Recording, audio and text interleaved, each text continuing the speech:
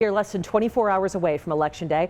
Voters across the country will head to the polls tomorrow to decide who will be the next president of the United States. Here in Colorado, voters are also deciding on 14 statewide initiatives. If you've still not voted yet, you are looking for a comprehensive breakdown of each of those initiatives, head over to our website, KOAA.com. We talked with people at polling stations, and they stressed the importance of getting out to vote, whether it's for the presidential race or on a local level. We need to speak up. We need to speak out what our rights are. At everyone's heart, they have an idea of what they think is best for themselves and for their family and friends. So I think it's important, no matter who or what you think is best, that you let that, be heard. If you haven't voted yet, you can head to a voting polling center tomorrow or drop off your ballot at a ballot drop box.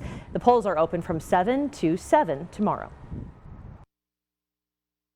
I'm Lindsay Jensen at the Pueblo County Courthouse, where people are casting their votes. The Sheriff's Office activated the Emergency Operations Center in hopes of preventing any foul play at ballot drop-off locations and polling centers. That means camera surveillance and patrolling officers and deputies. First-time voter. All right. There you go, dude. Exercising power, bud. This father and son duo dropped off their ballots in person, which they say they felt more comfortable doing, knowing extra security measures are in place. Making it more secure, making it so that we have no excuse.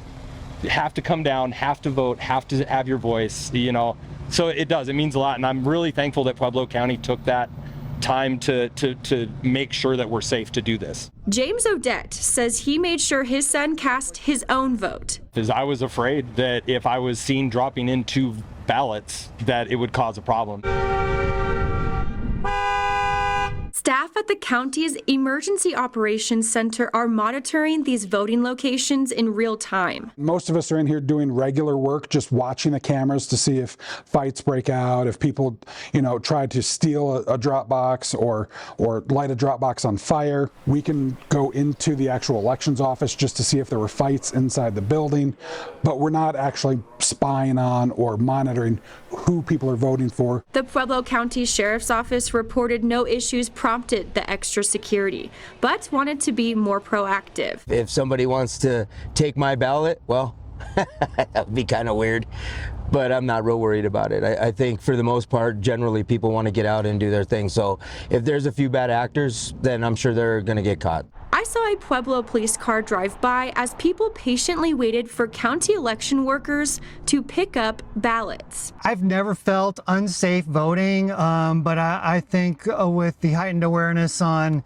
fair elections, it's good to have security here. The Pueblo County Sheriff's Office will continue these extra security measures through at least election night. In Pueblo, I'm Lindsay Jensen, News 5. Lindsay, thank you. Voters in Pueblo say they feel overwhelmed by this election cycle. The voters we spoke with say they will be happy when they can stop hearing of fighting between political parties and they can stop seeing the political ads.